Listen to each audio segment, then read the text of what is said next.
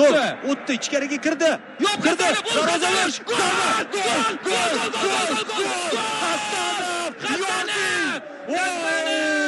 Mana Hasanov bizda Qanday o'ynash kerak futbolni? Ha, do'stlar. 10 kishi, 9 kishi farqi yo'q, hujumga boramiz. Gol uramiz. Yotmaymiz. Ey do'stlar, bu Hasanov. Hasanovni butun dunyo ko'ryapti. Mana Hasanov. Hamma his etyapti. Butun O'zbekiston his etyapti buni. O'zbekcha futbol. Chempionatdagi eng super gol shu bo'ladi. Bosib o'tdi, o'ziga ishondi, darvozabon bilan yakkama-yakka chiqdi va oyoqlari orasidan kirgizib yuboryapti. Hasanov.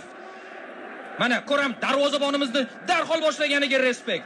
Bu assist do'stlar, bu Edersoncha assist bo'ldi bu.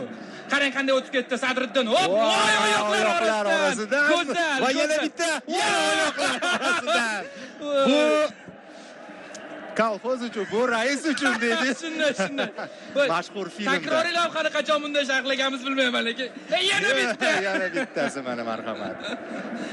Ha, do'stlar. Hozir aytib turganimga bunaqa